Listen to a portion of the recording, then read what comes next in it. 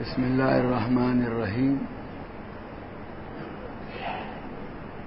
یہ بیعت ہونے کے لیے اس وقت جو احباب ارادہ کیے ہوئے ہیں ان کی خدمت میں ایک باتیں عرض کرنا چاہتا ہوں۔ پہلی بات تو یہ ہے کہ جو لوگ پہلے سے کسی شیخ سے بیعت ہیں اور وہ شیخ مشائخ حقہ میں سے ہیں اور زندہ ہیں تو وہ بیعت نہ ہوں، وہ اپنے شیخی کے ساتھ رابطہ قائم کریں اور انہی سے اپنی اصلاح کے سلسلے میں مشورہ کرتے رہیں۔ بعضوں کی عادت ہوتی ہے کہ وہ جہاں پہنچ گئے وہاں بیعت ہو گئے۔ ہمارے حضرت شیخ مولانا زکریا صاحب رحمۃ اللہ علیہ اس پر بہت نکیر فرمایا کرتے تھے کہ ایک آدمی نے آ کر مجھ سے کہا، میں فلاں حضرت شیخ فرماتے ہیں کہ میں فلاں بزرگ سے بیعت ہو چکا ہوں، آپ سے بھی بیعت ہونا چاہتا ہوں۔ یہ کوئی کھیل تماشا نہیں ہے، یہ تو ایک تعلق ہے جو قائم کیا جاتا ہے۔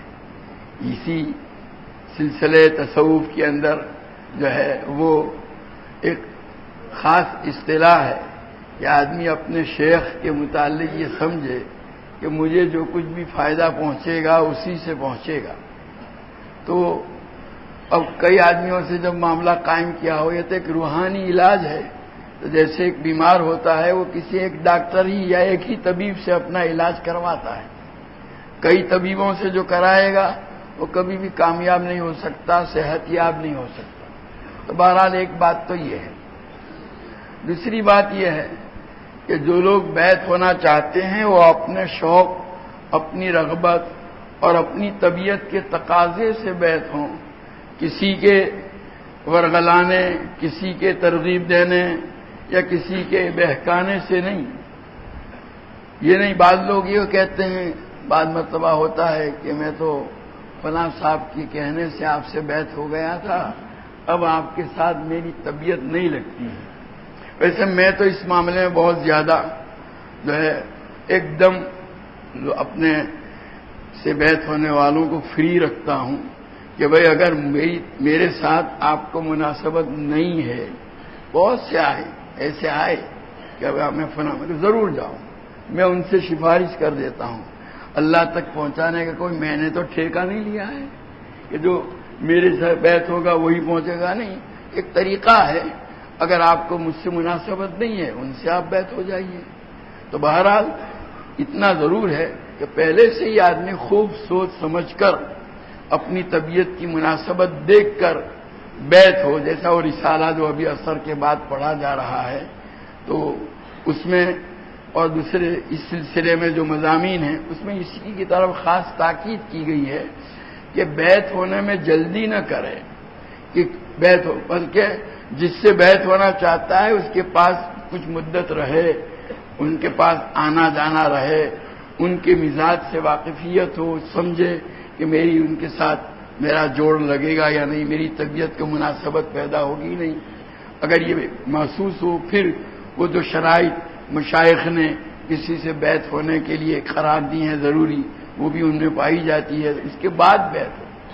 بیعت ہونے میں جلدی نہ کرے، لیکن ایک مرتبہ بیعت ہو گیا، اب اس کے بعد معاملہ جو ہے اپنے ہاتھ سے نکل گیا ہے، اب اس کے بعد اس کے ساتھ اپنے آپ کو جوڑ کر اس سے اپنی اصلاح لینا ہے۔ اس لیے محض کسی کے کہنے سے نہیں بلکہ آپ کی طبیعت میں تقاضا ہے تو بیعت ہو۔ جو طلباء کسی مدرسے میں پڑھتے ہیں یا جو کم عمر ہیں، جو بیعت کیا ہے نہیں جانتے، ان کو میں بیعت ہونے کی اجازت نہیں دیتا۔ پہلے میں اپنے یہاں کوئی فارسی اول والا طالب علم آ گیا، بہت شوق اور رغبت سے کر لیتا تھا بیعت، اب نہیں کرتا۔ اب میں کہتا ہوں بھائی عربی پنجم یا اس کے بعد کے جو طلباء ہیں انہی کو میں بیعت کروں گا، کیونکہ یہ شروع میں ان کا بھی یہی حال ہوتا ہے، اپنے کسی استاد کے کہنے سے ان کی بات میں آ کر کے وہ بیعت ہو گئے، بعد میں وہ کہتے ہیں کہ ہماری طبیعت تو ادھر آپ کی طرف نہیں لگ رہی، ادھر لگ رہی ہے۔ یا بہت سے ایسے ہیں جو اسی طرح کسی سے بیعت ہوئے اب وہ آ کر ہم سے کہتے ہیں کہ ہم ان سے بیعت ہوئے تھے لیکن ہمارا جی اب آپ کے ساتھ لگ رہا ہے. میں کہا بھائی جب آپ ان سے بیعت ہو گئے تب ان سے آپ اپنا تعلق رکھیے, نہیں تو پھر ان سے اجازت لے لو, پھر وہ اگر اجازت دیتے ہیں تو ہم جو ہے آپ کی خدمت کریں گے. تو بہرحال یہ بہت اہم تعلق ہے, اس لیے اس کے قائم کرنے میں عجلت نہ ہو, بہت سوچ سمجھ کر اور استخارے کے بعد قائم کر کے پھر مضبوطی کے ساتھ اس پر جمع جائے. اب اگر عمر کی اس منزل میں ہے جہاں ابھی فیصلہ کرنے کی جیسی وہ صلاحیت ہونی چاہیے نہیں ہے, جیسے نوعمر بچے ہیں ان کو بیعت ہونے کی اجازت نہیں دیتا. تو بہرحال یہ سب چیزیں سامنے رکھتی ہوئی, اور ویسے میں تو اب یہ بھی کہوں گا کہ بھئی میں تو اب لبے گور بیٹھا ہوا ہوں, قبر میں پاؤں لٹکائے ہوئے کئی روز کے لیے. اللہ کے کسی ایسے بندے سے تعلق قائم کریں کہ جس کے ساتھ آپ فائدہ دیر تک فائدہ اٹھا سکتے ہوں. بہرحال جن لوگوں نے اپنے طور پر اپنی ہی سوچ سے, اپنے ہی شوق اور رغبت اور طلب سے طے کیا ہے, ان کو کہوں گا کہ جو الفاظ میں کہلواؤں گا خطبہ پڑھنے کے بعد وہ الفاظ کہتے رہیں. بسم اللہ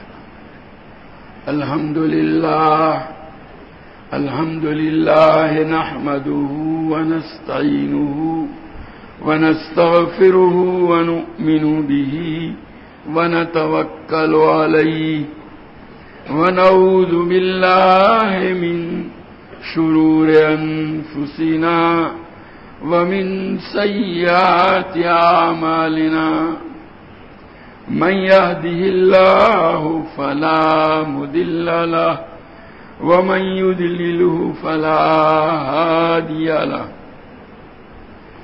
ونشهد أن لا إله إلا الله وحده لا شريك له ونشهد أن سيدنا ومولانا محمدا عبده ورسوله أرسله إلى كافة الناس بشيرا ونذيرا وداعيا إلى الله بإذنه وسراجا منيرا صلى الله تعالى عليه وعلى آله وأصحابه وبارك وسلم تسليما كثيرا كثيرا. أما بعد فأعوذ بالله من الشيطان الرجيم. بسم الله الرحمن الرحيم. إن الذين يبايعونك إنما يبايعون الله يد الله فوق أيديهم فمن نكث فإنما ينكث على نفسه ومن أوفى بما عاهد عليه الله فسيؤتيه أجرا عظيما. کہو لا الہ الا اللہ محمد الرسول اللہ, نہیں کوئی معبود اللہ کے سوا, اور سیدنا محمد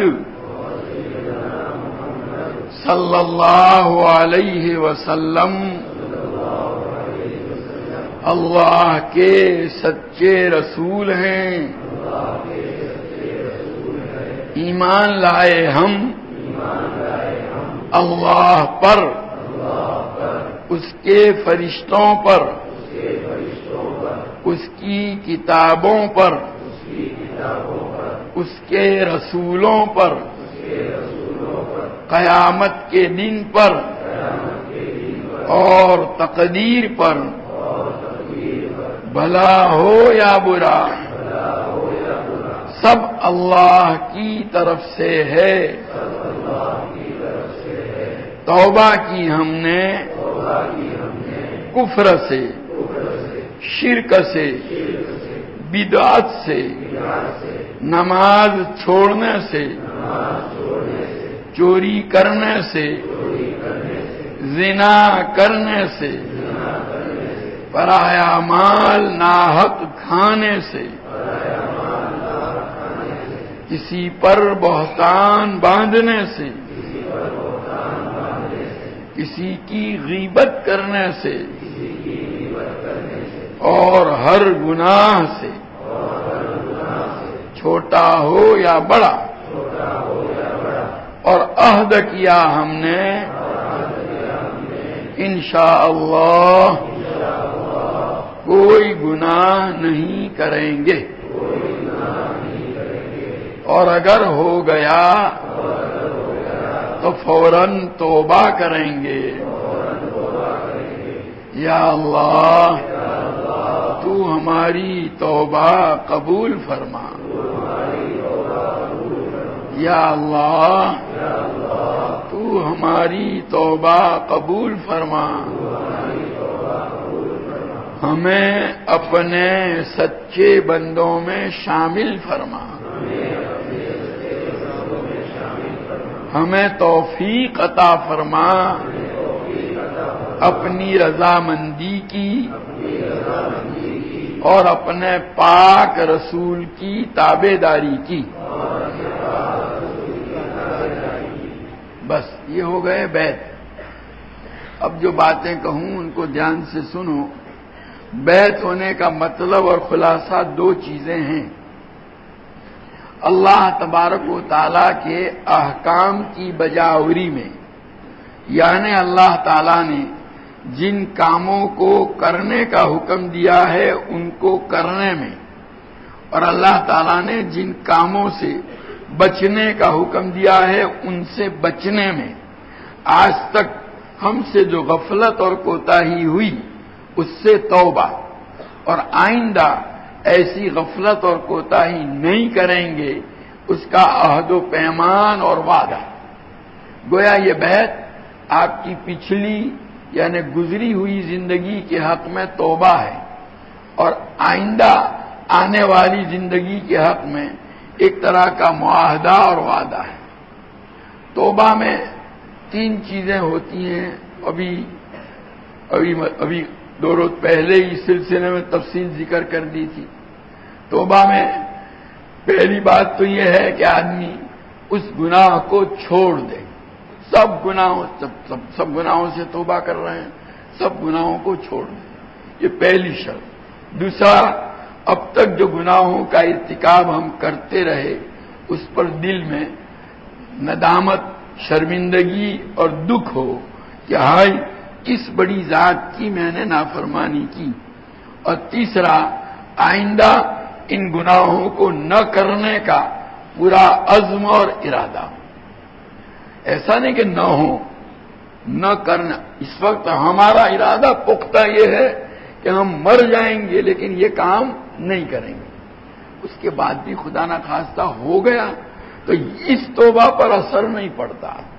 اس توبہ سے تو اس سے پہلے کے سارے گناہ معاف ہو ہی گئے، اور اللہ تعالیٰ معاف کرنے کے بعد پھر نہیں لوٹائیں گے۔ ہاں، ہم سے پھر گناہ کا صدور ہوا تو پھر دوبارہ توبہ کیجیے۔ تو بعض لوگوں کو غلط فہمی ہوتی ہے کہ بھئی ہم سے تو گناہ ہوتے ہی چھوٹتے ہی نہیں، ہوتے رہتے ہیں، ہم توبہ کیسے؟ نہیں، آپ ایک مرتبہ طے کر لیجیے کہ مجھے گناہ نہیں کرنا ہے، پختہ ارادہ، پکا ارادہ کیا، کچھ بھی ہو جائے۔ اب اس کے بعد اگر ہو گیا نفس کے بہکاوے میں، شیطان کے بہکاوے میں آ کر غفلت کی وجہ سے، تو اس کی وجہ سے اس توبہ کے اوپر کوئی اثر نہیں پڑتا۔ یہ توبہ تو اپنی جگہ پر مکمل ہو گئی، اور اس توبہ کی وجہ سے جو سارے گناہ معاف ہونے چاہیے وہ ہو چکے۔ ہاں، اس کے بعد جو نیا گناہ کرے گا وہ نیا گناہ اس کے لیے نہیں توبہ۔ لیکن بہرحال یہ اس لیے کہنا پڑا، اگلی مجلس میں نہیں کہہ سکا تھا، بعد میں خیال آیا۔ بعض لوگ اسی سوچ کی وجہ سے کہ بھئی ہم سے تو گناہ ہو ہی جائے گا، وہ توبہ نہیں کرتے۔ نہیں، آپ طے کر لیجئے، توبہ کر لیجئے، نہیں کرنا ہے، توبہ ہو گئی۔ اب اس کے باوجود خدا نخواستہ گناہ ہو گیا، ماحول کے اثر سے، طبیعت کی غفلت کی وجہ سے، شیطان کے بہکاوے کی وجہ سے، تو بھی اس پہلے والی توبہ پر کوئی اثر پڑا نہیں۔ اس توبہ کے وقت تو جتنے گناہ معاف ہو گئے تھے، اس گناہ کی وجہ سے اللہ لوٹائیں گے نہیں، اللہ تعالیٰ کے یہاں معافی ہو چکی۔ اس لیے یہ خاص چیز اہم تھی، اس کی طرف آپ توجہ رکھیں۔ تو تیسری چیز اس میں یہ ہے کہ آدمی پختہ ارادہ کرے کہ آئندہ ان گناہوں کا ارتکاب نہیں کروں گا۔ اور چوتھی چیز جیسا پہلے بھی بتلا دیا تھا کہ گناہوں کی وجہ سے جن حقوق کے اندر ہماری طرف سے ادائیگی میں کوتاہی ہوئی، چاہے وہ اللہ کے حقوق ہوں یا بندے کے، تو اور وہ حقوق ان گناہوں کی وجہ سے ضائع ہوئے، برباد ہوئے، ادا نہ ہو پائے، تو اب توبہ کے بعد ان کو ہمیں کیا کرنا ہے؟ ادا کرنا ہے۔ وہ باقی ہے ہمارے ذمے پر۔ میں مثال دیا کرتا ہوں کہ بھائی کسی نے الیکٹرسٹی والوں کا بل ادا نہیں کیا، اس لیے انہوں نے آ کے آپ کا بجلی کا کنیکشن کاٹ دیا۔ اب آپ دوبارہ درخواست دیں، معافی مانگیں اور وہ دوبارہ آپ کی معافی قبول کر لیں، تو ابھی وہ جو بل باقی ہے وہ تو ادا کرنا ہی پڑے گا۔ وہ معاف کرنے کی وجہ سے وہ بل معاف نہیں ہوگا۔ یہی حال ہے۔ تو جو حقوق ہمارے چھوٹے ہیں وہ تو ادا کرنے ہی ہیں، اللہ کے ہوں یا بندوں۔ چنانچہ اللہ تعالیٰ کے حقوق میں ایک تو ہے نماز۔ آدمی جب سے بالغ ہوتا ہے اس پر نماز فرض ہو جاتی ہے۔ غسل کی حاجت ہو یا 15 سال کی عمر پوری ہو تو آدمی بالغ کہلاتا ہے۔ آپ حضرات بھی جب سے بالغ ہوئے آپ پر نماز فرض ہو چکی۔ اب اگر بالغ ہونے کے بعد سے لے کر آج تک تمام نمازیں پابندی سے پڑھتے چلے آ رہے ہیں، کوئی نماز چھوٹی نہیں، الحمدللہ۔ یا چھوٹی تھی لیکن قضا کر لی تو بھی بہت اچھا، اور اگر چھوٹی ہے اور اب تک قضا کرنے کی نوبت نہیں آئی تو اب ان چھوٹی ہوئی نمازوں کی ہمیں قضا کرنی۔ اب اس کا طریقہ یہ ہے کہ ان چھوٹی ہوئی نمازوں کا آپ اندازہ لگاؤ کہ بھئی کتنی ہے۔ آپ کو بیت ہو چکنے کے بعد ایک کتاب بکلیٹ دی جائے گی، اس میں اس کا اندازہ لگانے کا طریقہ بتایا ہے، وہ پڑھ لیجئے اور اس کے بعد بیٹھ کر اندازہ لگا لو کہ میری آج تک کتنی نمازیں چھوٹی۔ جو اندازہ لگاؤ اس کو ڈائری میں یا کاغذ پر نوٹ کر لو اور اس کے مطابق نمازوں کی قضا کر لو۔ اس سلسلے میں مسئلہ پوچھنا ہو تو مفتیوں سے پوچھ لو۔ یہ تو نماز ہوئی جو اللہ کے حقوق میں سے ہیں۔ روزے وہ بھی اللہ کے حقوق میں سے ہیں، رمضان کے روزے۔ بالغ ہونے کے بعد سے آپ پر جتنے بھی رمضان کے مہینے آئے ان کے روزے بھی فرض ہو چکے، وہ بھی اگر آپ پابندی سے رکھتے چلے آ رہے ہیں، کوئی روزہ آج تک کبھی چھوٹا نہیں، الحمدللہ۔ یا چھوٹا تھا لیکن قضا کر لی تو بھی بہت اچھا، اور اگر چھوٹا ہے اور اب تک قضا کرنے کی نوبت نہیں آئی تو اس کو بھی آپ کو اندازہ سوچنا ہے کہ کتنے روزے چھوٹے، اس کا بھی اگر یقینی طور پر معلوم ہے تو بات صاف ہے، اور اگر یقینی طور پر معلوم نہیں کہ کتنے روزے چھوٹے تو اندازہ لگانے کا طریقہ اسی کتابچے کے اندر جو ابھی آپ کو دیا جائے گا لکھا ہوا ہے، اس کے مطابق اندازہ لگا کر طے کر لو۔ جو بھی طے کرو کہ آج تک مختلف رمضانوں کے ملا کر 200 روزے میرے چھوٹے ہیں تو نوٹ کر لو 200 روزے، آدھی سے رمضان کے بعد سے ہی اس کی قضا کرنا شروع کر دو۔ اسی طرح کسی کو اللہ تعالیٰ نے مال و دولت دی، صاحب نصاب ہے، جس کی وجہ سے اس پر زکوٰۃ فرض ہے، قربانی واجب ہے، صدقۃ الفطر واجب ہے، اور یہ تینوں چیزیں بھی برابر پابندی سے ادا کرتا چلا آ رہا ہے، الحمدللہ۔ اور اگر اس میں بھی غفلت ہوئی ہے تو یہ چونکہ ایک ایسی چیز ہے جس کا خود اندازہ لگا سکتا نہیں ہے، اس لیے اس کے لیے جانا پڑے گا مفتی صاحب کے پاس، اور مفتی صاحب کے پاس جا کر کے پہلا کام تو یہ ہے کہ اپنی مالی پوزیشن ان کو بتاؤ کہ میرے پاس اتنا سونا، اتنی چاندی، اتنا کیش روپیہ اور اتنا تجارت کا سامان، یہ 4 چیزیں اتنی، اور اتنے سالوں سے ہے لیکن آج تک میں نے کبھی زکوٰۃ دی نہیں، قربانی کی نہیں، صدقۃ الفطر دیا نہیں، اب میں کیا کروں؟ وہ مفتی صاحب خود حساب لگا کر کے آپ کو جو ہے نا چٹھی دے دیں گے کہ آپ کو یہ کرنا ہے. اور اگر حج فرض ہو چکا ہے اور نہیں کیا ہے تو وہ بھی کر لو. یہ تو اللہ تبارک و تعالیٰ کے حقوق ہوئے. بندوں کے حقوق دو طرح کے ہیں، جانی اور مالی. جانی کا مطلب یہ ہے کہ ہم نے کسی کو مارا، پیٹا، گالیاں دی، برا بلا کہا، کسی کو جسمانی یا ذہنی تکلیف پہنچائی، شاریرک یا مانسک تکلیف. کسی کو آپ گالی دیں گے نا، یا کوئی ایسا کڑوا جملہ کہیں گے جس سے اس کی دل آزاری ہو، تو یہ جو ہے گویا ذہنی تکلیف ہم نے پہنچائی اس کو. یہ بھی ایسا ہی ہے جیسے کسی کو مارنے سے تکلیف پہنچتی ہے، یہ بھی تکلیف جب تک کہ وہ معاف نہ کرے وہاں تک معاف نہیں ہوگا. تو یہ جسمانی تکلیف کسی کو ہم نے پہنچائی ہے، جسمانی یا ذہنی. یہ یا جو ہے مالی حقوق، کسی کے پاس سے ہم نے کوئی مالی معاملہ پیسے قرض کے طور پر لیے تھے، اب تک واپس نہیں کیے. کوئی سودا کیا تھا، اس کی رقم باقی ہے. کسی کے پیسے چرا لیے، کوئی کہیں نوکری کر رہا تھا، کسی کے یہاں وہاں سے چرا لیا، دکان میں سے چراتا رہا، یا پارٹنر تھا چپکے اندر سے لیتا رہا، اپنے پارٹنر کو پتا نہیں چلنے دیا، یا اور کسی طریقے سے کسی کو یہاں سے لوٹ لیا کسی کو. تو بہرحال کسی بھی طرح آپ نے اب تک بل ادا نہیں کیے، آپ کے گھر کے مکانات کے بجلی کے بل آتے تھے، اس میں آپ چوری کرتے رہے میٹر میں گڑبڑ کر کے، تو یہ بھی چوری ہے. سمجھا کہ نہیں؟ یہ بھی جب تک کہ ادا نہیں کریں گے وہاں تک توبہ آپ کی مکمل ہونے والی نہیں ہے. یا پڑوسی کا کوئی حق تھا، اس کی زمین دبا لیا آپ نے. یا بہن اور بھائی کے حقوق، بہت سے لوگ ماں باپ کے انتقال کے بعد جائیداد میں ان کا حصہ نہیں دیتے، لے کے بیٹھ جاتے ہیں، خاص طور پر بہنوں کا حصہ. بھائی لوگ آپس میں مل کر بانٹ لیتے ہیں، بہن کا حصہ نہیں دیتے، حالانکہ ان کا حق ہے. تو یہ سب مالی حقوق ہیں. کوئی بھی چیز کسی کی لے لی واپس نہیں کی، یہ بھی مالی حق ہے. پڑھنے کے زمانے میں آپ نے کسی کی پنسل لے لی، کاپی لے لی، چپکے سے لے لی یا مانگ کر لی، لیکن واپس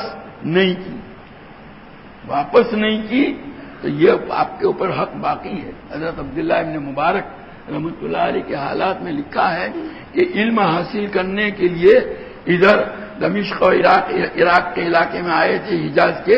جب واپس گھر لوٹے تو وہاں جانے کے بعد معلوم ہوا کہ ایک آدمی کا قلم جو حضرت نے لیا تھا وہ ان کے پاس رہ گیا. اس کو لوٹانے کے لیے ریل سے اتنا لمبا سفر کر کے آئے.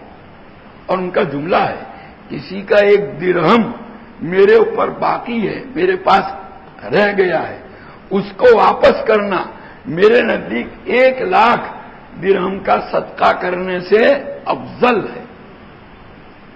پھر فرماتے ہیں کسی کا ایک درہم باقی رہ گیا ہو، اس کا واپس کرنا میرے نزدیک 2,00,000 درہم کا صدقہ کرنے سے افضل.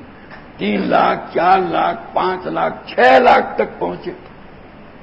آج کل لوگوں کے پیسے دبائے رکھتے ہیں اور صدقہ خیرات کرتے رہتے ہیں. یہ کوئی چیز نہیں، کوئی قبول نہیں ہوتا اللہ تعالیٰ کا. یاد رکھنا، پہلے حقوق ادا کرو.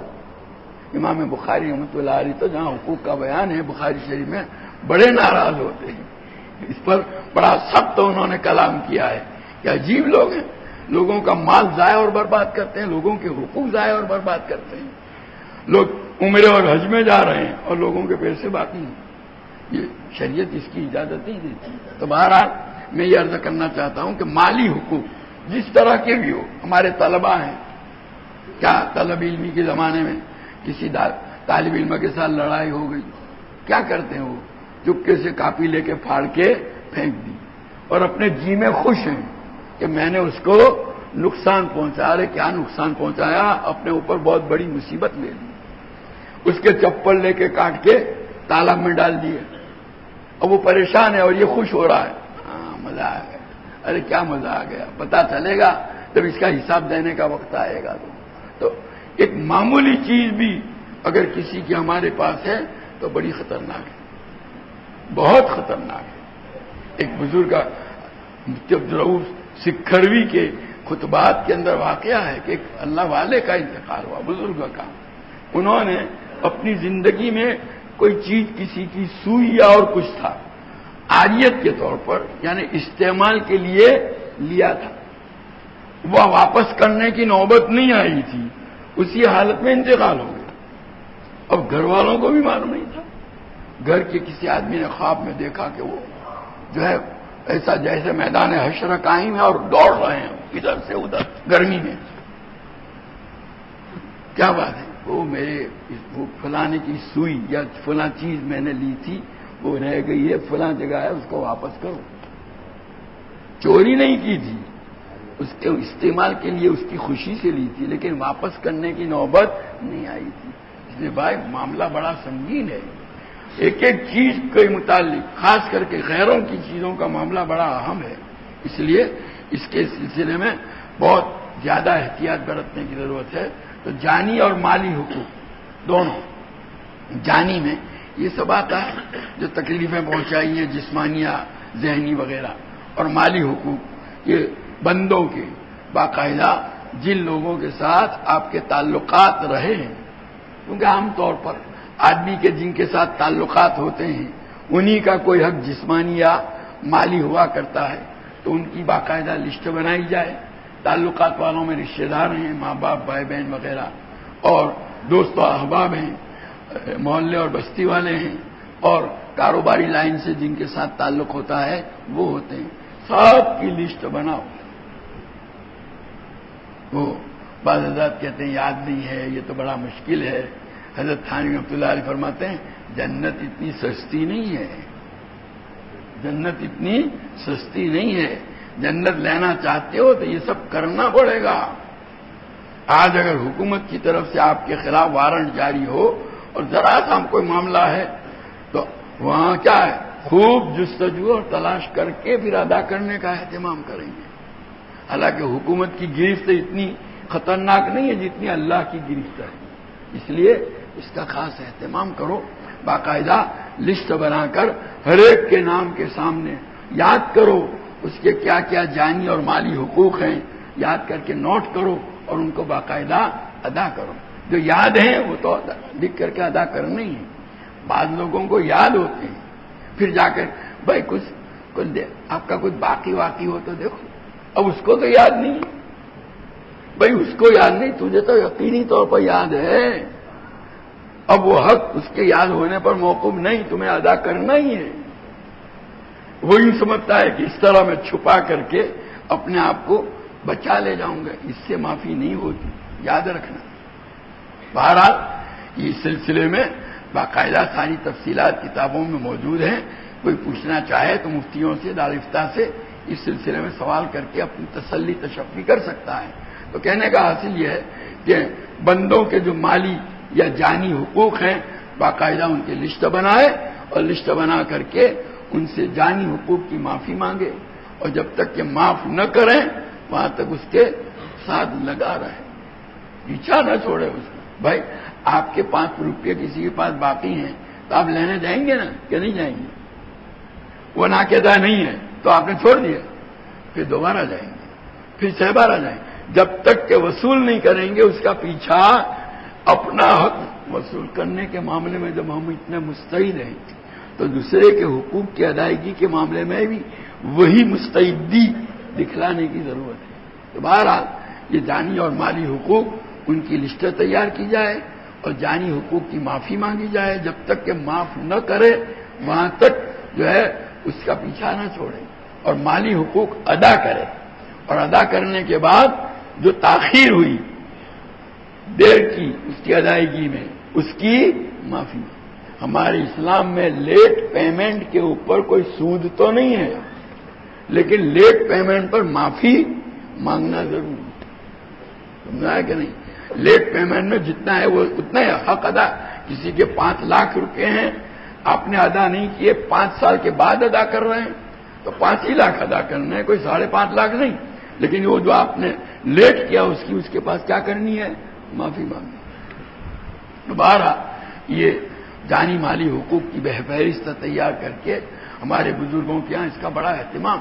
حضرت شیخ رحمۃ اللہ علیہ نے آبیتی میں لکھا ہے، حضرت حکیم الامت نور اللہ عمر قدم نے، ان کا اپنا ذاتی معاملہ نہیں، ان کے والد صاحب کی کئی شادیاں ہوئی تھی، تو انہوں نے یہ سوچا، اس زمانے میں بڑے مہر باندھے جاتے تھے اور پھر عام طور پر بیوی سے مہر کے معاف کرانے کی گویا معاف کرانے کا رواج تھا، اور معاف کرانے کے معاملے میں شریعت نے جو اصول بتلایا ہے کہ معاف کرنے والا اپنی دل کی رضامندی سے معاف کرے، اس کا لحاظ کیا نہیں جاتا، معاف کر دو، کام کر دیا، زبان سے بول دیا، اسی کو کافی۔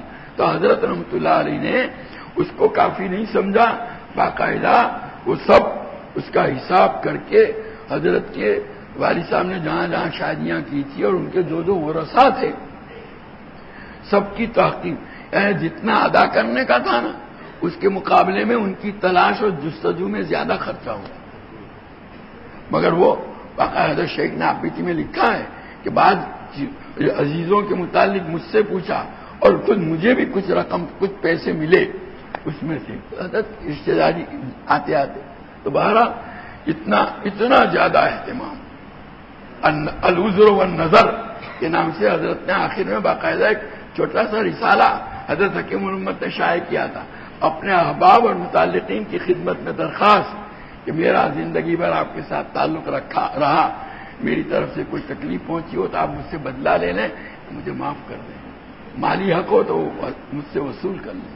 حضرت مولانا تقی صاحب عثمانی دعوت برکاتم فرماتے ہیں کہ حضرت مفتی شفیع صاحب رحمۃ اللہ علیہ پر جب دل کا دورہ پڑا اور جب یہ ہوش میں آئے تو اسی بستر کے اوپر کا مجھ سے فرمایا کہ تم جلدی سے باقاعدہ ایک درخواست یہ لکھو کہ میں نے حضرت کی گویا خواہش کے مطابق باقاعدہ ایک مضمون تیار کیا، کچھ تلافی مافات، اس کا عنوان رکھا کچھ تلافی مافات، اور سب ملنے والوں کی خدمت میں وہ مضمون باقاعدہ پمفلیٹ کی شکل میں چھاپ کر کے بھیجا، جس میں یہی بات کہی گئی کہ کسی کا مالی حق باقی ہو تو بتلاؤ، ہمیں ادا کر دیتا ہوں یا معاف کر دو، اسی طرح جانی حق۔ نبی کریم صلی اللہ علیہ وسلم نے اس کا اہتمام کیا، اس وقت میں لایا تھا وہ جو توبہ والا مضمون چل رہا تھا، شمائل لایا تھا، شمائل کے اندر باقاعدہ فوائد کے عنوان کے ماتحت حضرت شیخ نے لکھا ہے کہ مرض الوفات میں جس بیماری میں حضور کا انتقال ہوا اس بیماری میں آپ کے اندر طاقت نہیں تھی،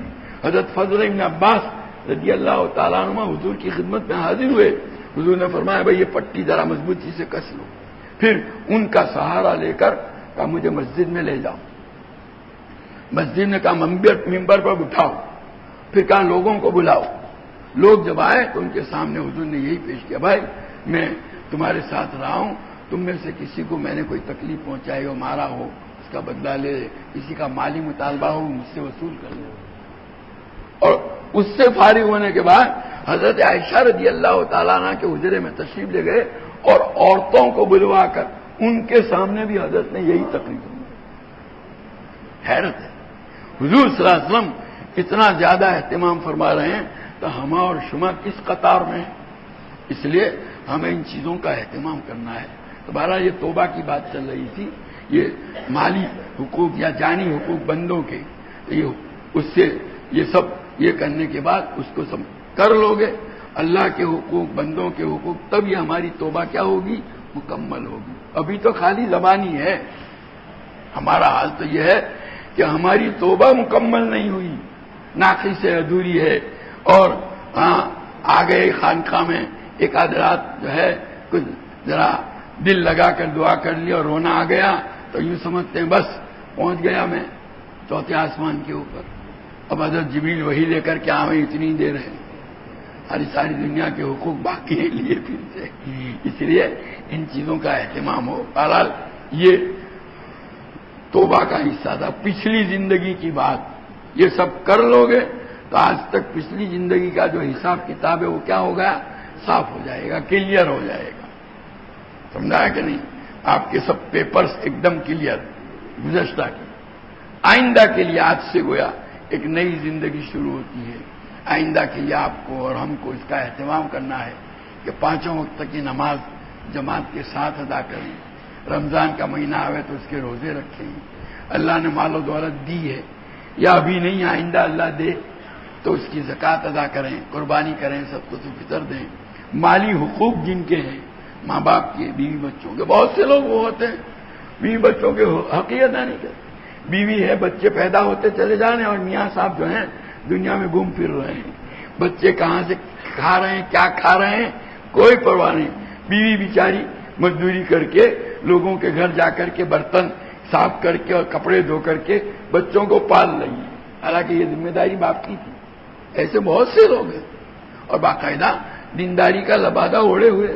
کہنے کو تو لوگ ان کو بزرگ سمجھتے ہیں، ان کا اندرونی حال یہ ہے. اس لیے مالی حقوق جن کے بھی ہوں ان کو پورے طور پر ادا کرنا ہے. تو بہرحال یہ، اور ساتھ ہی ساتھ اس بات کا اہتمام کہ ہماری ذات سے کسی کو کوئی تکلیف نہ پہنچے، ادنا تکلیف. یہ حدیث سنتے ہیں، اس وقت نہیں سنی. حضور صلی اللہ علیہ وسلم فرما دیں، کسی مومن کو آنکھ نکال کر دیکھا، آنکھ نکال،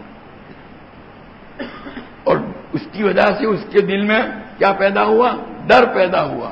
قیامت کے روز اللہ تعالیٰ اس کو ڈر میں مبتلا کریں گے. اندازہ لگا. شریعت تو وہ ہتھیار ہاتھ میں کھلے ہوئے لے کر جانے کی بھی اجازت دیتی نہیں. مجموع اس زمانے میں تیر ہوا کرتے ہیں، وہ ترکش میں بعض لوگ تیر کو جو ہے وہ ہاتھ میں لے کے جا رہے ہیں یوں پکڑ کے، تو ہاتھ میں پکڑ کے لے جا رہے ہیں تو وہ تیر کا جو نوکیلا حصہ ہوتا تھا پھل، وہ یوں. تو حضور نے اس کی بھی اجازت دی، اس طرح لے کے مت جاؤ. تیر اگر ہاتھ میں لے کے جانا ہے تو حضور فرماتے ہیں یوں لے کے جاؤ، یعنی وہ پھل جو ہے وہ کیا ہو، نیچے ہو. یوں ہوگا تو سامنے والا کوئی، جیسے کوئی سائیکل پر کوئی چیز لمبی لے کر کے جا رہا ہے تو ہم سامنے سے آتے ہیں تو ہم کو دیکھ کے کیا لگتا ہے؟ ڈر لگتا ہے، کہیں لگ نہ جائے. یہ جو ڈر لگا، اتنا ڈر لگنے والی بات، اس کی بھی شریعت اجازت دیتی. اندازہ لگاؤ ایک مومن کا حق کتنا زیادہ. تکلیف پہنچانا تو بات دور کی رہی، ایسی کوئی شکل اختیار کرنا جس کی وجہ سے اس کے دل میں خوف پیدا ہو، اس کی اجازت نہیں. بہرحال کسی کو بھی ہماری ذات سے کوئی تکلیف نہ پہنچے. کل کو قیامت میں باقاعدہ حساب دینا ہے. مسلم شریف کی روایت ہے کہ اللہ تعالیٰ جانوروں تک کے اندر قصاص اور انصاف کا معاملہ کریں گے. سینگ والی بکری نے بغیر سینگ والی بکری کو مارا تھا تو اس کا بھی بدلہ دلوائیں گے. باقاعدہ دونوں کو زندہ کریں گے اور سینگ والی بکری کا سینگ نکلوا دیں گے. اللہ اس پر قادر ہے. اور بغیر سینگ والی بکری کو سینگ بٹھائیں گے اور کہیں گے مار کے بدلہ لے لو. یہ کس کے ساتھ ہوا؟ بکریوں کے ساتھ. حالانکہ شریعت ان کے لیے نہیں آئی، وہ شریعت کے احکام کے مکلف نہیں ہیں، پھر بھی اللہ تعالیٰ اپنا انصاف ظاہر کریں گے. تو ہم نے اور آپ نے اگر کسی کو تکلیف پہنچائی ہے تو کیا اللہ میاں ہم کو چھوڑیں گے؟ یہ ناممکن. اس لیے بھائی دنیا میں اس کا ہے پہلے تو کوشش یہی ہو کہ ہماری ذات سے کسی کو کوئی تکلیف پہنچنے نہ پائے. اور اگر خدا نخواستہ ایسا ہو گیا تو جب تک کہ معاف نہ کرانے وہاں تک چین سے نہ بیٹھے. تو بہرحال کوشش یہی ہو کہ ہماری ذات سے کسی کو تکلیف. جو اللہ والے تو میں پہلے بھی عرض کر چکا ہوں، چونٹیوں کو بھی تکلیف نہیں پہنچاتے. صاحب رول مانی نے ایک جگہ پر لکھا ہے لا یوزون الذر، کہ اللہ والے جو ہیں چونٹیوں کو بھی تکلیف نہیں پہنچاتے. بلا وجہ اللہ کی کسی مخلوق کو تکلیف پہنچانا یہ مومن کی شان نہیں ہے. بعضوں کی عادت ہوتی ہے، جا رہے ہیں کتا بیٹھا ہوا ہے ڈھیلا لے کے مارا. بھائی تیرے پیٹ میں کیا درد ہوا؟ کتا اللہ کی مخلوق، اللہ کی زمین پر بیٹھا ہوا، تجھے کیا تکلیف ہوئی جو اس کو مارا تو نے؟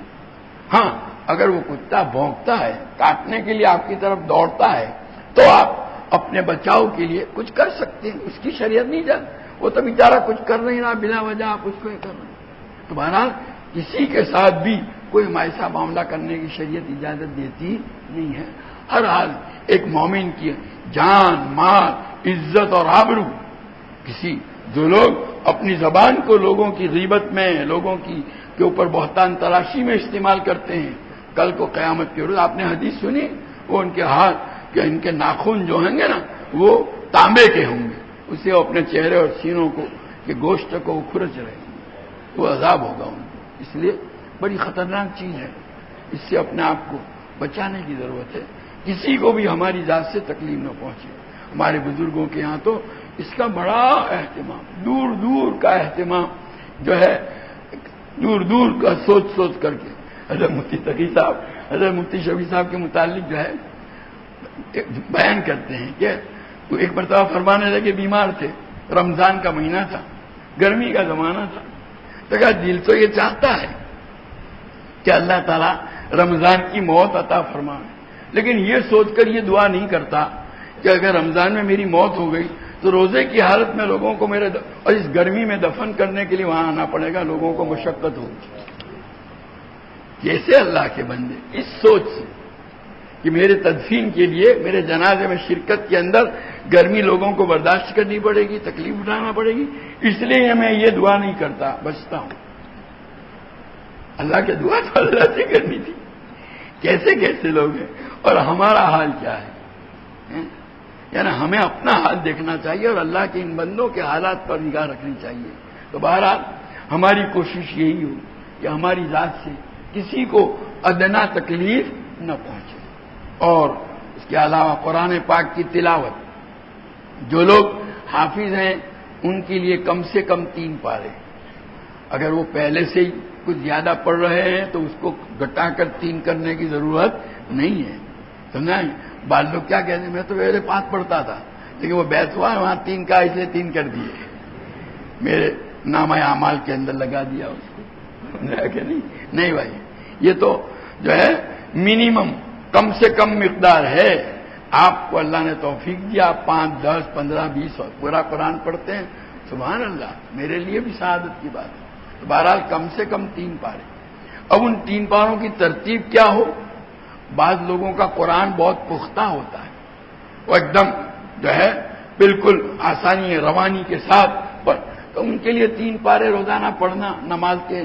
اب ان 3 پاروں کو ایسے ہی تلاوت کر سکتے ہیں، یا نماز کی جو سنتیں ہیں فجر، ظہر، عصر، مغرب، عشاء، سنن قبلیہ، سنن بعدیہ، پہلے والی سنتیں، بعد والی سنتیں، ان میں تہجد میں اس کو پورا کر سکتا ہے، یا ویسے ہی پڑھ سکتا ہے۔ اور اگر کچا ہے تو پھر وہ 1 پارے کو 3 مرتبہ، 1 مرتبہ دیکھ کر پڑھے، 1 مرتبہ دیکھ کر پڑھنے کے بعد اگر پڑھنے کے قابل ہو جاتا ہے تو پھر جو ہے دوسری مرتبہ زبانی پڑھے اور تیسری مرتبہ ان نمازوں کے اندر پڑھ لے، اس طرح 3 پارے۔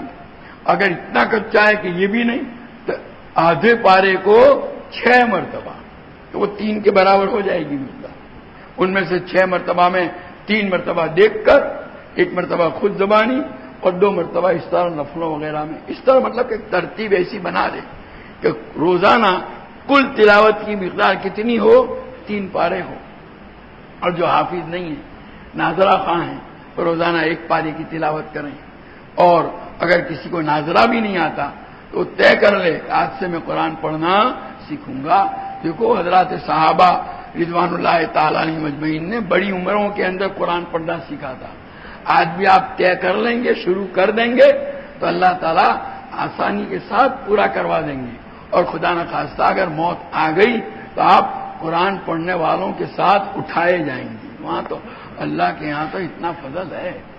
تو بہرحال قرآن کی تلاوت اور تسبیحات میں 3 چیزیں ہیں، ایک تو ہے تیسرا کلمہ سبحان اللہ والحمد للہ ولا الہ الا اللہ واللہ اکبر ولا حول ولا قوت الا باللہ العلی العظیم۔ آپ نے فضائل ذکر سنی، یہاں شروع اور شرح کے اندر فضائل ذکر کے اندر جن جن کلمات کی جو ہے فضیلت آئی ہے ان میں زیادہ تر یہی ہیں، سبحان اللہ، الحمدللہ، لا الہ الا اللہ، اللہ اکبر اور لا حول ولا قوت، یہ تیسرے کلمے میں سب آ گیا۔ تیسرا کلمہ پورا اسی شکل میں تو کوئی ڈھونڈے گا تو نہیں ملے گا آدمی، وہ بات غیر مقلدین کہ یہ تیسرا کلمہ کہاں آیا؟ بھائی یہ تو بزرگوں نے ان کلمات کو یاد کرنے کے لیے ایک ترکیب بنا لی ہے، باقی یہ ان میں سے ہر کلمہ ایسا ہے کہ اس کی فضیلت صحیح حدیث کے اندر آئی ہوئی ہے۔ تو تیسرا کلمہ، اس میں اللہ کی حمد و ثنا ہے، اللہ کا کھانا کھاتے ہیں، اس کی نعمتیں استعمال کرتے ہیں تو روزانہ اس کی بھی تو تعریف ہونی چاہیے نا، اس کے بھی تو گن گانے چاہیے۔ یہ تیسرا کلمہ اس لیے رکھا۔ دوسری چیز ہے درود شریف، نبی کریم صلی اللہ تعالی علیہ وسلم کے واسطے سے اللہ نے ہمیں ایمان عطا فرمایا، ساری نعمتیں آپ کے واسطے سے ہمیں ملی ہیں۔ آپ کے ان احسانات کا تقاضا یہ تھا کہ آپ کچھ ہمیں تاکید نہ کرتے تو بھی ہم کو چاہیے تھا کہ آپ پر درود بھیجتے۔ کیا جائے کہ خود حضور نے تاکید فرمائی کہ میرے اوپر درود بھیجو، اور پھر یہ کہ جو درود پڑھتا ہے اس کے اوپر حدیث میں من صلی علیہ واحدا صلی اللہ علیہ عشرا، جو ایک مرتبہ درود پڑھتا ہے اللہ تعالیٰ 10 رحمتیں بھیجتے ہیں۔ فائدہ ہی فائدہ، اس لیے درود کو بھی پڑھنا ہے۔ دوسری چیز، تیسری چیز ہے استغفار۔ پہلے بھی استغفار کے بیان میں بتلا دیا تھا کہ چلتے پھرتے اٹھتے بیٹھتے چھوٹے گناہ، دیکھو کبیرہ گناہ تو توبہ کے بغیر معاف نہیں ہوتا، لیکن صغائر جو ہوتے ہیں وہ غیر اختیاری طور پر آدمی سے ہو جاتے ہیں غفلت میں، چھوٹے موٹے گناہ۔ جیسے میں نے مثال دی تھی کہ نہا دھو کر کے آپ آفس گئے، دفتر گئے، صبح سے شام تک مختلف کاموں میں لگے رہے، تو اب دھول کے ذرات اڑ کر کے آپ کے کپڑوں کو لگتے ہیں تھوڑے بہت۔ جب آپ گھر پر آئیں گے تو کپڑوں کو کیا کر دیں گے؟ جھاڑ دیں گے۔ شیروانی ہوگی تو برش سے صاف کر دیں گے تاکہ وہ غبار دور ہو جائے۔ زیادہ میلا ہو تو دھونا پڑے گا، بڑا کبیرہ گناہ ہے تو توبہ کرنی پڑے گی۔ صغیرہ میں استغفار، تو استغفار کو اسی لیے، اور جیسا کہ اس وقت بتایا تھا خود نبی کریم صلی اللہ تعالی علیہ وسلم اس کا اہتمام فرماتے تھے، اور آپ نے امت کو تاکید فرمائی کہ تم استغفار کرو، توبہ کرو۔ میں جو ہے ایک دن میں 100 مرتبہ استغفار کرتا ہوں۔ تو استغفار کے مختلف جملے ہیں، جو بھی کلمہ آپ کو یاد ہو کر سکتے ہیں، کچھ نہ ہو تو خالی استغفر اللہ بھی کافی ہے۔ تو یہ 3 چیزیں ہوئی، تیسرا کلمہ، درود شریف اور استغفار۔ یہ تینوں چیزیں صبح بھی پڑھنی ہیں اور شام کو بھی۔ یا ایھا الذین آمنوا اذکروا اللہ ذکرا کثیرا وسبحوہ بکرۃ واصیلا۔ بکرۃ واصیلا یعنی صبح اور شام، دن کے 2 کنارے ہیں، صبح کا، شام کا۔ شام کو دن ختم ہوتا ہے، رات شروع ہوتی ہے، صبح کو رات ختم ہوتی ہے، دن شروع ہوتا ہے۔ ان دونوں کناروں کے اوپر ہمیں یہ تسبیحات پڑھنی ہے۔ تیسرا کلمہ درود شریف اور استغفار۔ ویسے تو ہمارے بزرگوں نے اصل تو بتائی 300 اس لیے کہ کثیرہ کہا گیا نا، اور کثرت کی اقل مقدار لکھا ہے کہ وہ 300 ہے۔ تو یہ ساری تسبیحات 300 مرتبہ صبح بھی اور شام بھی پڑھیں گے تو اس قرآن کی آیت کے اوپر آسانی سے عمل ہو جائے گا۔ لیکن آج کل لوگ جو ہے بہانے کرتے ہیں، اپنی مشغولیت کا بہانہ کرتے ہیں، تو پھر بزرگوں نے کہا بھائی کچھ نہ کرے اس کے مقابلے میں تو کچھ کر لے، وہی بات ہے۔ 1 مرتبہ، 100 مرتبہ، 1 تسبیح، یعنی یہ تینوں چیزیں، تیسرا کلمہ 100 مرتبہ، درود شریف 100 مرتبہ اور استغفار 100 مرتبہ، صبح بھی اور شام کو بھی۔ وقت صبح، ویسے بکرا کی شروعات جو ہے صبح سے لے کر کے زوال سے پہلے تک ہے، اس لیے فجر سے لے کر کے زوال سے پہلے تک 12 بجے تک آپ یہ تسبیح کسی بھی وقت پوری کر سکتے ہیں۔ لیکن حدیث پاک میں فجر کی نماز کے بعد سے لے کر سورج نکلنے تک کا جو وقت آیا ہے اس میں اللہ کا ذکر کرنے کی بڑی فضیلت آئی ہے، اس میں فائدہ زیادہ ہے، تو اس وقت کر لیں تو بہت اچھا۔ باقی آپ کو بتایا صبح سے لے کر یہ 12 بجے تک میں جب بھی چاہیں پڑھ لیں۔ شام کی تسبیح آپ عصر سے لے کر سونے تک پوری کر سکتے ہیں۔ ویسے عصر کے بعد سے لے کر مغرب تک کا وقت بڑا بابرکت ہے، اور اس میں ذکر کی بڑی فضیلت آئی ہے حدیث میں، اس وقت میں اگر پڑھ لیں تو بہت اچھا۔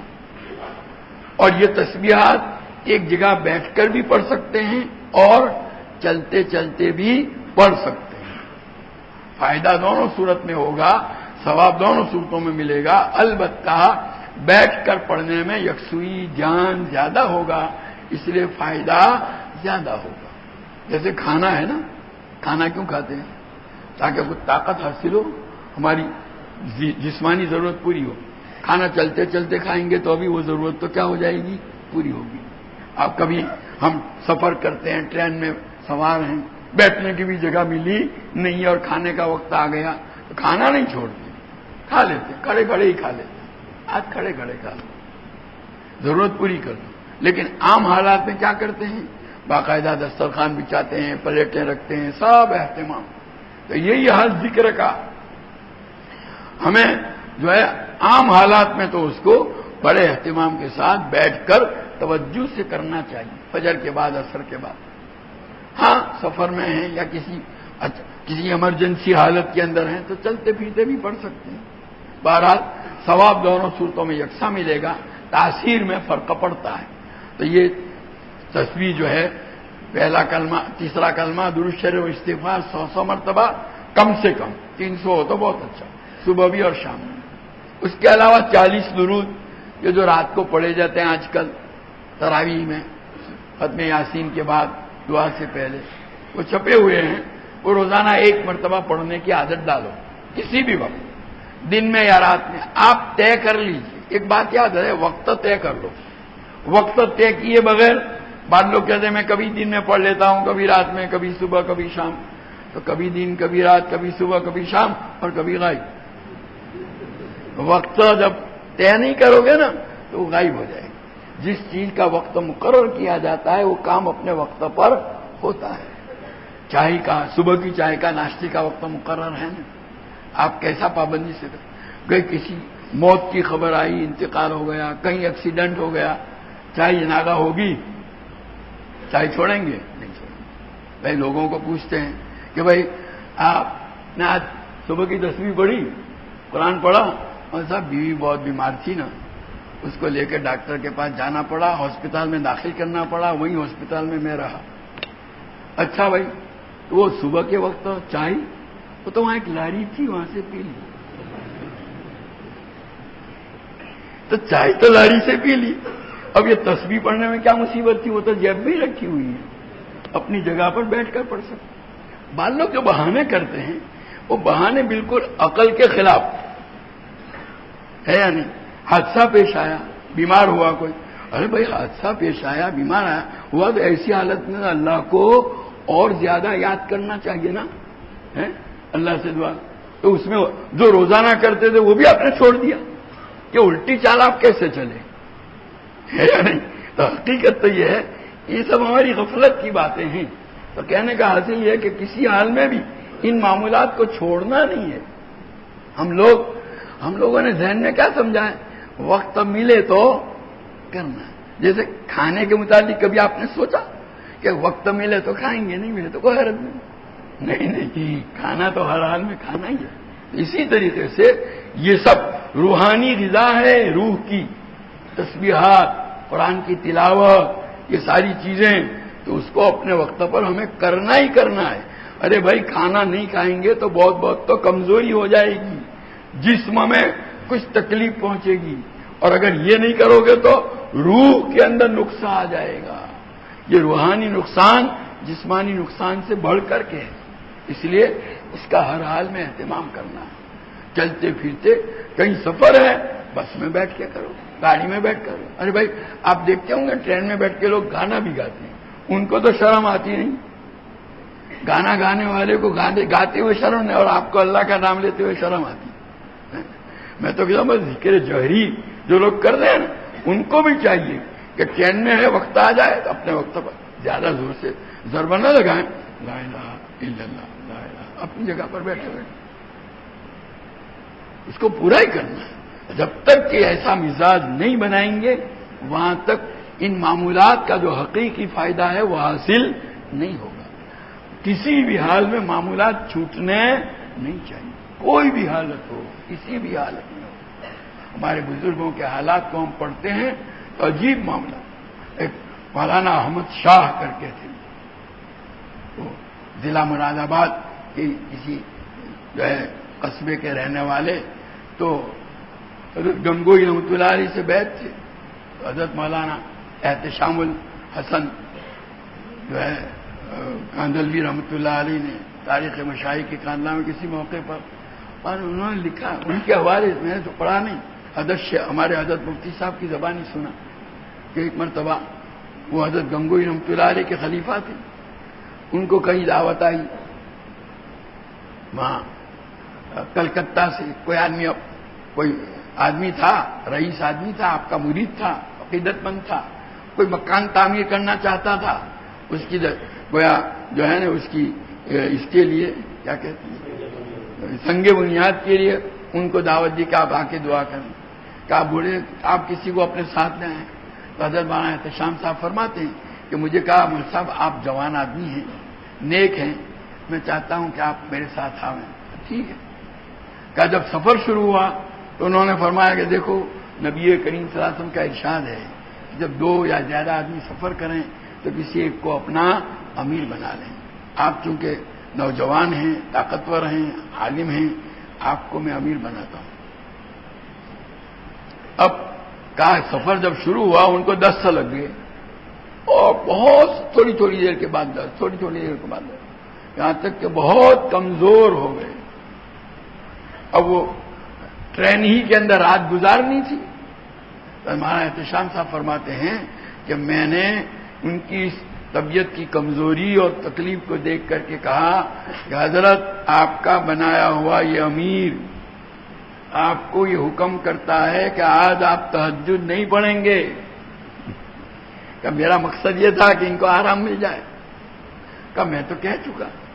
کہ رات کو اچانک میں تو سویا ہوا تھا, دیکھا کوئی آدمی میرے پاؤں کا انگوٹھا ہلا رہا. تو میری آنکھ کھلی تو دیکھا مولانا احمد شاہ جو ہے زاروں قطار رو رہے ہیں, ان کی داڑھی کے اوپر آنسو بہ رہے ہیں. ان کا حضرت گنگوہی کی نسبت کا واسطہ دے کر کے کہتا ہوں 57 سال ہوئے حضرت سے بیعت ہوا, آج تک کبھی تہجد ناگا نہیں ہوئی. اللہ واسطے مجھے تہجد پڑھنے کی اجازت دے دو. کہا میں تو گھبرا گیا کہ آپ پڑھیے, آپ کو نہ ملے. یہ کسی حال میں بھی اپنا معمول چھوڑنے کے لیے تیار نہیں, اور ہم تو فرائض تک چھوڑ ڈالتے ہیں. یہ ایسا مزاج ہونا چاہیے معاملات کی ادائیگی کے اندر. تو بہرحال یہ میں عرض کر رہا تھا کہ یہ بات چل رہی تھی 40 درود کی, اس کا ایک وقت مقرر کر لو. اس کے علاوہ ہے الحزب الاعظم, نبی کریم صلی اللہ تعالی علیہ وسلم کی بابرکت پاکیزہ دعائیں کیسی جامع ہیں, دنیا آخرت کی ساری نعمتیں اس میں سمیٹ لی گئی ہیں.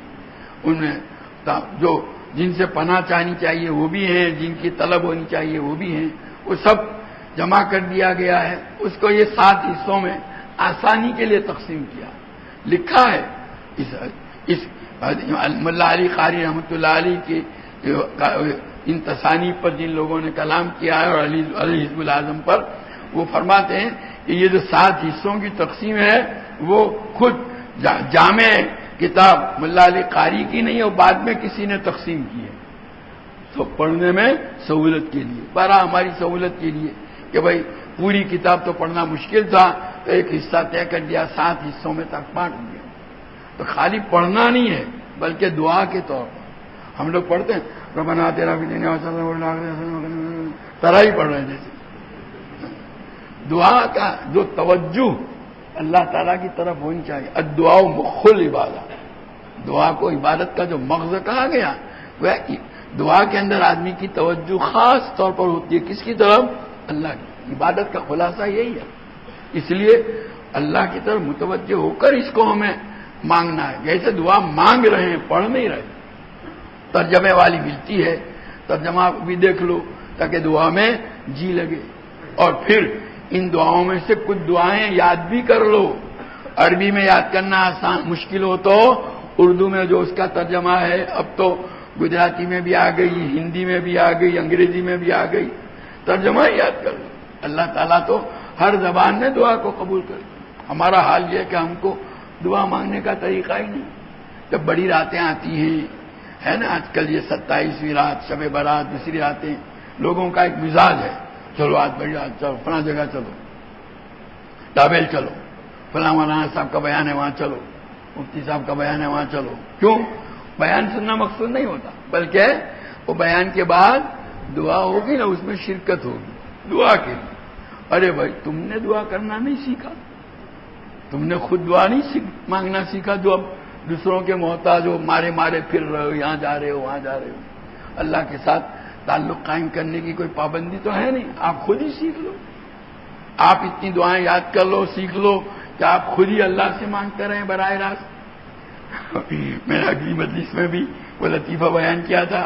حضرت مولانا سید خلیل حسین صاحب رحمۃ اللہ علیہ، حضرت میاں اصغر حسین صاحب رحمۃ اللہ علیہ کے پوتے تھے، یہاں بھی آتے رہتے تھے مفتی عباس صاحب کے مکان کے اوپر، اور باڈولی میں بھی ان کا بہت آنا جانا ہوتا تھا.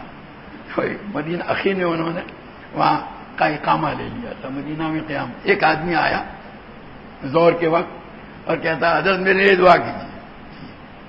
عصر کے وقت آیا وہی، پھر کہتا حضرت میرے لیے دعا کیجیے. مغرب کے وقت آیا مغرب تو حضرت فرمانا کہ میں ہی سب کرتا رہوں گا، تو بھی کچھ کرے گا کہ نہیں. تو گویا مانگنا تو ہمیں اپنے لیے، دوسرے کب تک آپ کے لیے مانگتے رہیں گے؟ آپ خود ہی تو عادت ڈال لیجئے اللہ تعالیٰ سے مانگنے کی. دوسروں سے کب تک منگواتے رہیں گے؟ حضرت شاہ وصول اللہ صاحب رحمۃ اللہ علیہ جو ہے انہوں نے ایک قصہ بیان کیا ہے کہ ایک عورت تھی، اس کی یہاں مرغی تھی، اس کی پڑوسن تھی. پڑوسن کے یہاں کوئی جو مہمان آتا اچانک، تب پہلے زمانے میں اچانک مہمان آ گیا تو مہمان کو کیا کھلا؟ پڑوسن ایک انڈا دے دیں، ایک انڈا دے دو، مہمان آیا ہے ان کے لیے بنانا ہے. ٹھیک. جب بھی اس طرح ہوتا، ایک مرتبہ وہ پڑوسن کہنے لگی کب تک انڈے مانگتی رہو گی، تم بھی مرغی پال لو نا. تو بہرحال ہم کب تک دوسرے لوگوں کو کہتے رہیں گے؟ خود ہی اللہ سے مانگنے کی عادت ڈالو. دعا، جس کو اللہ نے دعا دے دی خزانہ مل گیا. یہ تو اللہ کی بہت بڑی، ہماری ایک کمزوری اور ہے. ہم کیا ہے، دعا کے معاملے میں وقت نکالنے کے وقت یوں سوچتے ہیں کہ اتنی دیر میں نماز پڑھ لوں، اتنی دیر میں قرآن کی تلاوت کر لوں، اتنی دیر میں تسبیح پڑھ لوں. گویا آپ نے اس دعا کو عبادت سمجھا نہیں، تبھی تو آپ کے دل میں یہ خیال آیا. آپ دعا کے لیے جو وقت نہیں نکالتے اس غلط فہمی کی وجہ سے کہ آپ دعا کو عبادت نہیں سمجھتے. ارے دعا بھی عبادت ہے. ادعونی استجب لکم ان الذین یستکبرون عن عبادتی سیدخلون جہنم داخرین. اور الدعاء مخ العبادہ حضور فرماتے ہیں. تو بہرحال یہ تو دعا عبادت سب سے بڑی، بلکہ عبادت کا مغز ہے. عبادت میں جو توجہ مقصود ہے وہ دعا میں زیادہ حاصل ہوتی ہے. تو بہرحال اس لیے دعا کا اہتمام عادت بنا لو. روزانہ 10 یا 15 منٹ دعا کرنے کی عادت ڈالو. اس میں اپنے لیے، اپنے رشتہ دار، اپنے بھائی بہن، چچا پھوپھی مخالہ اور جتنے بھی رشتہ دار ہیں ان کے لیے، اپنے دوستوں کے لیے اور اپنی پوری امت. 4 دعائیں اپنے لیے، اپنے رشتہ داروں کے لیے، اپنے دوستوں کے لیے اور پوری. دیکھو ہمارے رشتہ دار ہیں نا، وہ امید رکھتے ہیں ہم سے. کیا رکھتے ہیں؟ کہ یہ ہمارے لیے دعا کرے گا. آپ یہاں آئے ہیں تو بہت آپ کو کہا، اور ویسے کہے بغیر بھی جن کا تعلق زیادہ ہے وہ یوں سمجھتے ہیں یہ ضرور ہمارے لیے دعا کرے گا. وہ تو آپ سے یہ امید رکھیں اور آپ ان کے لیے دعا نہ کریں تو یہ خیانت نہیں ہوئی تو کیا ہوا؟ یہ تو ایسا ہی جو حدیث میں آتا ہے کہ آپ اپنے بھائی کو کوئی بات کہیں، جھوٹی بات کہہ رہے ہیں اور وہ آپ کو کیا سمجھ رہا ہے؟ سچا. یہ بہت بڑی خیانت ہے. وہ تو یہ سمجھ رہا ہے آپ اس کے لیے دعا کریں گے اور آپ دعا کرتے نہیں ہیں. تو حقیقت تو یہ ہے کہ ہمیں ان کا حق ہے، دوستوں کا، پوری امت کا ہمیں عادت بنا لینی چاہیے ان سب کے لیے دعا. اور آپ جب دعا اس سب کے لیے کریں گے نا تو ان لوگوں کے دلوں میں بھی اللہ ڈالیں گے بات کہ وہ بھی آپ کے لیے کیا کریں؟ دعا کریں. دیکھو آج تک بات جو آپ کے دوستوں نے آ کے نہیں کہا ہوگا کہ میں آپ کے لیے دعا کرتا ہوں. آج آپ دوستوں کے لیے دعا شروع کر دیجیے. آج سے تھوڑے دنوں کے بعد آپ کا دوست آ کر کے کہے گا میں آپ کے لیے دعا. آج تک نہیں کہا تھا، آج آ کے کہتا ہے. کیوں؟ آپ کے دعا مانگنے کے نتیجے میں اللہ نے اس کے دل میں بھی دعا ڈالا کہ وہ آپ کے لیے کیا کرے؟ دعا کرے. یہ ہے اللہ کا ایک نظام ہے. اس لیے اس کی عادت ڈالو. امت کی اس وقت بہت بڑی ضرورت ہے. امت جن حالات سے گزر رہی ہے، ہم چرچا تو بہت کرتے ہیں. عادت بقول حضرت مولانا تقی صاحب عثمانی کے کہ آدھا گھنٹہ 2 گھنٹے تک چرچے ہوتے ہیں. آج کیا ہو رہا ہے، کیا ہو رہا ہے. لیکن یہ چرچا کرنے والوں سے پوچھیں گے آپ نے کوئی دعا بھی کی 2 منٹ کے واسطے؟ ان کو دعا کے لیے 2 منٹ کا بھی وقت نہیں ملتا. اس چرچے سے امت کو کوئی فائدہ پہنچتا نہیں ہے. دعا کریں گے تو اس کی عادت ڈالو. یہ بات کر رہا تھا الحزب الاعظم کی. ان دعاؤں میں بہت سی دعائیں ایسی ہیں جو جامع ہیں، یعنی دنیا اور آخرت کی نعمتیں اس میں اندر آ گئی. ان میں سے جو پسند ہو یاد کر لو اور اس کو مانگتے رہو. اور چلتے پھرتے بھی مانگو. یہ رمضان کا مہینہ ہے نا، تو آپ چل رہے ہیں نا، اس وقت بھی دل میں دعا ہی مانگتے رہو. یہ بھی جو ہے ایک مراقبہ دعائیہ ہے. تو دل میں دعا مانگنا یہ اسی کی ایک شاخ ہے. تو بہرحال یہ دعا الحزب الاعظم کی بات تھی. اس کے علاوہ ہر فرض نماز کے بعد آیت الکرسی اور سنت و نفلوں سے فارغ ہو کر 33 مرتبہ سبحان اللہ، 33 مرتبہ الحمدللہ اور 34 مرتبہ اللہ اکبر. یہ بھی تسبیح فاطمی کہلاتی ہے. رات کو سوتے وقت بھی 5 نمازوں کے بعد. وہ تو فقراء کو بتلایا. ہمارا حضرت مفتی سعید صاحب دامت برکاتہم فرماتے ہیں یہ تسبیح الفقراء ہے، اور جو رات کو سوتے وقت پڑھتے ہیں وہ تسبیح فاطمی ہے. حضرت فاطمہ کو وہ بتائی تھی، اور نماز کے بعد تو فقیروں کو، فقراء مسلمین کو بتائی تھی. تو بہرحال کہنے کا حاصل یہ ہے کہ یہ تسبیح جو ہے 5 مرتبہ ہر نماز کے بعد اور سوتے وقت بھی پڑھنی ہے. سونے کا جب ارادہ کرو تو سونا ایک عمل ہے. ہر عمل کی کچھ جو ہے ترتیب ہمیں شریعت نے بتلائی. سونے کے آداب یعنی اس سوتے وقت کچھ چیزیں ہمیں کرنی ہیں، کچھ چیزیں پڑھنی ہیں. کرنی اور پڑھنی والی مجموعے کا نام کیا ہو گیا؟ آداب. سوتے وقت تک پہلا کام تو یہ کرنا ہے کہ اگر وضو نہیں ہے تو وضو کر لو. باوضو سو، بے وضو نہیں. پھر بستر پر جب آؤ تو لیٹنے سے پہلے یہ تسبیح فاطمی پڑھ لو. دیکھو آپ کا نفس آپ کو یہ سجائے گا کہ لیٹ جاؤ، لیٹے لیٹے پڑھ لو. ذہن سے لوگ لیٹ جاتے ہیں، شروع کرتے ہیں سبحان اللہ سبحان اللہ سبحان اللہ، یہاں تک کہ ابھی 8-10 ہوا نہیں تھا کہ آنکھ لگا. روزانہ تو دیر سے لگتی تھی، لیکن آج جب لیٹے لیٹے تسبیح پڑھنے کا فیصلہ کیا نا تو شیطان نے بھی تھپکیاں دے کر جلدی سے سلا دیا. آدمی سونے بھائی دیکھو شیطان اسی طرح روکتا ہے. حدیث میں آتا ہے وہ نماز کے بعد پڑھنے کی، حضور صلی اللہ علیہ وسلم فرماتے ہیں کہ نماز کے بعد تسبیح پڑھنے کا وقت آتا ہے تو شیطان کام یاد دے رہا ہے، یہ کام ہے وہ کام ہے، اس طرح وہاں سے ہٹا دیتا ہے. ایسے یہاں پر تو پہلے یہ پڑھ لو. اس کے بعد جو ہے سورہ فاتحہ، آیت الکرسی، سورہ بقرہ کا اول آخر اور چاروں قل بسم اللہ سمیت پڑھ کر کے دونوں ہاتھوں پر دم کر کے سر، چہرے اور پورے جسموں پر اس کو پھیر دو. یہ بھی سنت ہے نبی کریم صلی اللہ علیہ وسلم کا، یہ بھی طریقہ. یہ 2 کام کرنے کے بعد اب لیٹو. اور لیٹنے کا بھی سنت طریقہ ہے. وہ کیا ہے؟ دائیں کروٹ کے اوپر دائیں رخسار کے نیچے دائیں ہاتھ رکھو. شروع اس طرح ہو، بعد میں درمیان میں اگر کروٹ بدل دیں تو اس کی اجازت ہے. ابتدائی اس طرح ہو، اس طرح لیٹو. اور لیٹنے کے بعد اب دعا پڑھو. سوتے وقت کی دعا کیا ہے؟ اللہم، ایک چھوٹی سی دعا سب کو معلوم ہے، اللہم بسمک اموت واحیا. سب یاد سب کو ہے، لیکن پوچھوں گا آج آپ نے پڑھی تھی؟ کہنا نہیں پڑھی. پڑھتا کوئی نہیں ہے. چھوٹی سی 1 سیکنڈ کی دعا ہے، یاد سب کو ہے لیکن پڑھتا کوئی. یہی ہماری کمزوری ہے. بھائی آپ کو کسی حکیم صاحب نے خمیرہ لکھ دیا کہ بڑا طاقتور ہے، یا ڈاکٹر نے ٹونک لکھ دیا اس میں بڑی طاقت ہے. پیسے اللہ نے دیے تھے، وہ لے کے بھی آئے دکان سے، لیکن الماری میں لا کے رکھ دیا، استعمال کرتے نہیں. یہ طاقت آئے گی؟ طاقت تو کھائے بغیر آئے گی نہیں. تو ایسے ہی یہ جو سنا تھا کہ سوتے وقت یہ دعا پڑھنے کی یاد بھی کر لی، لیکن سوتے وقت پڑھتے نہیں ہے، تو یہ فضیلت کیسے حاصل ہوگی؟ اللہم بسمک اموت واحیا. اور بھی بہت ساری دعائیں ہیں. رب قینی عذابک یوم تبعث عبادک، اللہم اسلمت نفسی الیک ووجہت وجہی الیک والجأت ظہری الیک. یہ پوری دعا بخاری شریف کے اندر ہے. اور بھی دعائیں ہیں. جو بھی دعا ایک ہو تو ساری دعائیں بھی پڑھ سکتے ہیں، کوئی ایک دعا بھی پڑھ سکتے ہیں. اور پھر درمیان میں آنکھ کھولے تو اللہ کا ذکر، اور اٹھے تو اٹھتے وقت کی دعا. یہ ساری طریقہ سونے کا، اسی کا نام ہے سونے کے آداب. ہر کام کا طریقہ بتایا شریف. کھانے کا طریقہ بتایا، ہاتھ دو، دائیں ہاتھ سے پہلے جو ہے دسترخوان بچھاؤ، اس طرح بیٹھو، بسم اللہ پڑھو، دائیں ہاتھ سے کھاؤ، اس طرح کھاؤ. یہ سب کھانے کے آداب. قضاء حاجت کے آداب. ہر کام جو طبعی طور پر ہم انجام دیتے ہیں ان کا طریقہ بھی شریعت نے بتلایا. وہ ان کاموں کے وقت بھی دعائیں سکھلائی کہ بندہ اس وقت بھی جڑا رہے. کس سے؟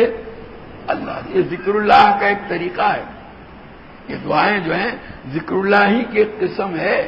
یہ اذکار ہیں سوتے کھاتے پیتے وقت کے. اس سے بندے کا تعلق اللہ کے ساتھ ہوتا ہے. تو بہرحال اس کی عادت ڈالو. یہ کرو گے نا تو آپ کا سونا، آپ کا کھانا، آپ کا قضاء حاجت کے لیے بیت الخلاء میں جانا، یہ سب کیا بن جائے گا؟ عبادت بن جائے گا. بہرحال یہ تو کرنے کی چیزیں ہوئی.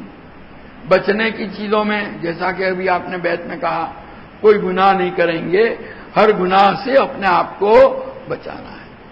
خاص کر کے کچھ گناہ ایسے ہیں کہ ان سے اگر آپ، وہ آج کل بکثرت ہوتے ہیں، ان سے اگر آپ اپنے آپ کو بچائیں گے تو اس کی وجہ سے اللہ تعالیٰ آپ کو دوسرے گناہوں سے بھی بچنے کی توفیق عطا فرمائے. ایک تو ہے بدنگاہی، آنکھ کا غلط استعمال. زندہ عورتیں بازار وغیرہ جاتے ہیں، نامحرم عورتوں کی طرف دیکھنا. اب اسی کے ساتھ خاص نہیں رہا، پرائی عورتوں کی جو تصویریں ہیں، چاہے وہ اخبارات کے اندر ہو یا یہ جو بڑے بڑے سائن بورڈ ہیں جو اشتہارات کے وہاں بھی، یا پھر جیسا کہ انٹرنیٹ پر یہ موبائل میں ساری دنیا اسی میں مر گئے ہیں لوگ. ہم اسی انٹرنیٹ نے ہمارا کباڑا کر دیا. بدنگاہی جتنی کثرت سے اس دور میں ہوتی ہے شاید کسی زمانے میں وہ نہیں رہی ہوگی. اور بدنگاہی میں جتنا بڑا طبقہ، دیندار طبقہ بھی، یہاں جب اعتکاف میں آ کے نہیں بچتے تو بھی دوسری جگہ کی کیا بات کریں گے ہم. دیندار طبقہ. اور پھر بعض لوگ تو اس کے ایسے رسیا اور عادی بن جاتے ہیں، گھنٹوں اسی موبائل کو لے کر رات ان کی اسی میں گزر جاتی ہے. 2 3 گھنٹے جب تک کہ اس کو دیکھے نہیں وہاں تک چین نہیں آتا.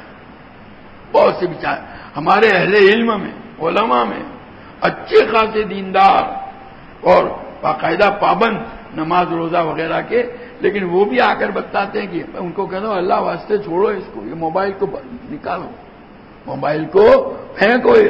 یہ جو اسمارٹ موبائل ہے سادہ رکھو جس کے اندر خالی ہم بات کر سکتے ہیں. یہ جو تصویریں والا ہے اس کو چھوڑو.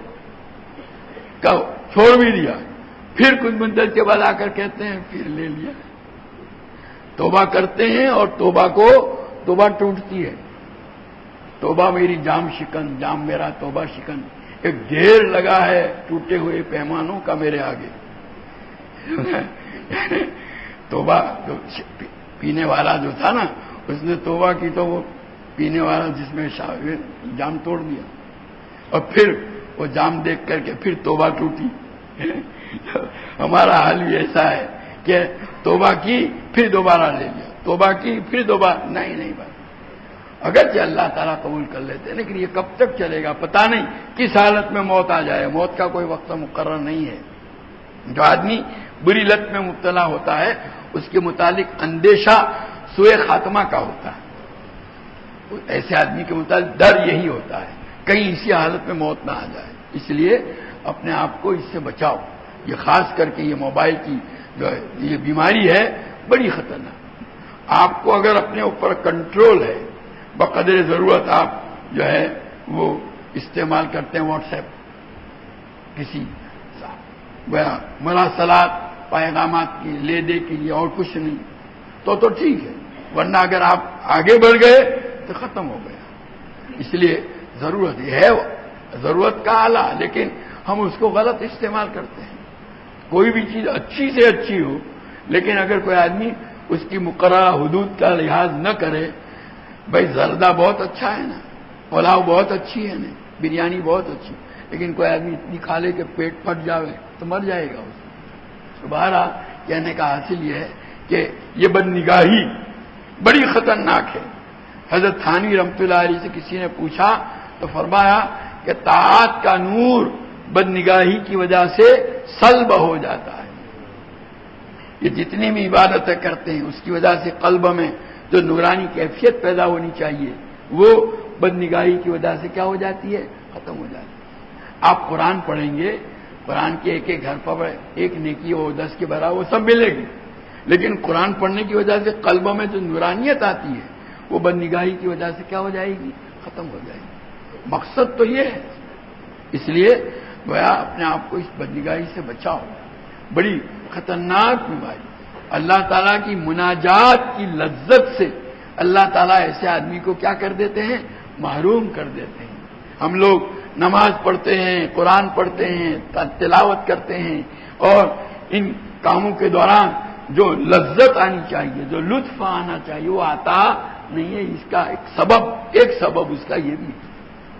اس لیے بد نگاہی سے خاص طور پر بچنے کا ہے۔ ہمارے اکابر تو بد نگاہی سے بچنے کا اتنا زیادہ اہتمام کرتے تھے کہ جہاں احتمال وہاں بھی اپنے آپ کو بچاتے تھے۔ حضرت تھانوی رحمۃ اللہ علیہ فرماتے ہیں کہ جب میں کسی ٹرین میں سفر کر رہا ہوتا ہوں اور ٹرین کسی اسٹیشن پر ٹھہری ہو اور پلیٹ فارم کے دوسرے کنارے پر دوسری ٹرین آ رہی ہے، ٹرینوں کا میل ہوتا ہے، کراسنگ، تو جیسے آپ پہلے پلیٹ فارم اور دوسرے پلیٹ فارم دوسری ٹرین، تو آپ اب دوسری ٹرین کے اندر بھی لوگ بیٹھے ہوئے ہیں وہاں بھی، تو حضرت فرماتے ہیں کہ میں اس ٹرین کی طرف یا کھڑکی سے باہر اس لیے نہیں دیکھتا کہیں ایسا نہ ہو کہ کوئی بے پردہ عورت ہو اور اس پر میری نظر پڑ جائے۔ ایک احتمال کی بنیاد پر حضرت اپنے آپ کو بچانے کا اہتمام کرتے ہیں، اور نگاہ کو نیچی رکھنے کا تو قل للمؤمنین یغضوا من ابصارہم، غض بصر۔ حضرت شیخ رحمۃ اللہ علیہ فرماتے ہیں میں نے اپنے شیخ حضرت مولانا خلیل احمد صاحب رحمۃ اللہ علیہ کو دیکھا ہمیشہ نگاہ نیچی کرنا، غض بصر کا بہت زیادہ اہتمام۔ حضرت ماں الیاس صاحب رحمۃ اللہ علیہ کے متعلق بھی آپ بیتی میں لکھا ہے کہ جو بازار میں سے گزر رہے ہیں لیکن نگاہ نیچی رکھیں گے تو اپنی حفاظت ہوگی۔ تو بہرحال یہ اپنی نگاہ کی حفاظت، بد نگاہی سے اپنے آپ کو بچانا یہ بڑا اہم ہے۔ اس سے اگر بچ گئے، آج کل 2 گناہ بہت ہوتے ہیں خاص کر کے ہمارے اہل دین اور اہل علم طبقہ سے، بد نگاہی اور بد زبانی، سمجھا کہ نہیں؟ ان 2 سے اگر کوئی بچ گیا تو ولی ہے، وہ ولایت کا سرٹیفکیٹ مل جائے گا۔ تو بہرحال یہ بد نگاہی سے جو ہے۔ دوسرا بد زبانی، زبان کا غلط استعمال، لڑائی جھگڑا، جھوٹ، غیبت، تہمت، چغلی، ویسے بیکار باتیں، لایانی جو ہے بیکار بات، گپ شپ، یہ بھی بہت خطرناک ہے، اس سے بھی قلب پر بڑی ظلمتیں آتی ہیں۔ حضرت ڈاکٹر عبدالحی صاحب عارفی حضرت تھانوی رحمۃ اللہ علیہ کا مقولہ نقل کرتے ہیں کہ یہ فضول گفتگو کی وجہ سے قلب پر جو ظلمتیں چھائی جاتی ہیں اس کا اندازہ نہیں کیا جا سکتا، اور ہمارا کام ہی یہ ہے، بیٹھے ہیں مجلس بازی، ٹائم پاس، کوئی ہمارا وقت گزر نہیں رہا، آپس میں باتیں کریں گے اسی سے ہمارا وقت گزرتا، اور کوئی ہمارے پاس مشغلہ ہی نہیں۔ زبان کی حفاظت بہت اہمیت رکھتی ہے۔ اسی طرح بدگمانی جو ہے اس سے بھی اپنے آپ کو بچانا ہے۔ بدگمانی کا مرض بھی بہت ہے، تجسس کے نتیجے میں آپ تجسس چھوڑ دیجیے، آپ عافیت آسانی کے ساتھ بچ جائیں گے۔ میں نے اس وقت بھی کہا تھا ہماری عادت کیا ہے، قرآن پڑھ، مسجد میں بیٹھ کے قرآن پڑھ، کوئی بازو میں آ گیا تو قرآن پڑھتے پڑھتے چہرہ گھما کر کے دیکھیں گے کون آیا، مزاج بھائی کیا فائدہ، پتہ چل بھی گیا تو کیا فائدہ، آپ قرآن کی تلاوت چھوڑ کر کے ادھر توجہ کیوں کر رہے ہیں؟ تو حقیقت تو یہ ہے کہ یہ تجسس والا مزاج جو ہے وہی بدگمانی کی بنیاد ہے۔ اس لیے آپ جبرن کوئی آوے نہیں دیکھنا، مجھے نہیں دیکھنا، کوئی بیٹھا ہے نہیں دیکھنا ہوگا، کچھ مدت تک آپ ایسا کریں گے نا تو پھر آپ کی طبیعت ایسی میں نہیں بنے گی کہ لوگ بیٹھے ہوں بات کر رہے ہیں، آپ کو کوئی پرواہ بھی نہیں ہوگی کہ کون کیا کر رہا ہے، آپ اپنے کام میں مشغول ہیں۔ بدگمانی سے بچنے کا بہت سہل علاج یہ ہے۔ تو بہرحال یہ بدگمانی سے بھی اپنے آپ کو بچانے کا اہتمام کریں، اور اللہ تعالیٰ اس ہر قسم کے گناہ سے بچائے۔ بہرحال ان سارے اہتمامات کے باوجود خدا نہ خواستہ کبھی ہو جائے ہماری غفلت کی وجہ سے تو فوراً توبہ میں دیر نہیں ہونی چاہیے۔ ایک بات یاد رکھیے، گناہ کرنا تو نہیں ہے لیکن خدا نخواستہ ہو جائے ہماری غفلت کی وجہ سے تو پھر توبہ کرنے میں دیر نہ ہو، وہ تو ایک فرض کام ہے، فوراً توبہ۔ جتنی دیری کرو گے اتنا جو ہے گناہوں میں آگے بڑھتے چلے جائیں گے۔ کسی دوست کے ساتھ آپ کی لڑائی ہو گئی، اب اس کے ساتھ صلح کرنے میں جتنی دیر کریں گے نا اتنی عداوت کیا ہوتی جائے گی، بڑھتی جائے گی۔ پہلی فرصت میں لڑائی ختم کرو، مل جاؤ، ورنہ جو ہے یہ لڑائی یہ بڑھے گا یہ قصہ۔ تو اسی طرح گناہ کے بعد توبہ میں تاخیر کریں گے تو دوسرے گناہوں کا ارتکاب ہوتا ہی رہے گا۔ فوراً توبہ، توبہ میں ہے کیا، حقیقت بتلا دی، اسی وقت اسی حالت میں دل ہی دل میں ندامت بھی ہے اور اللہ سے یہ عہد و پیمان بھی ہے کہ اب میں دوبارہ یہ کام کروں گا نہیں، چھوڑ تو دیا ہی، ابھی تو کر تو نہیں رہا، توبہ ہو گئی۔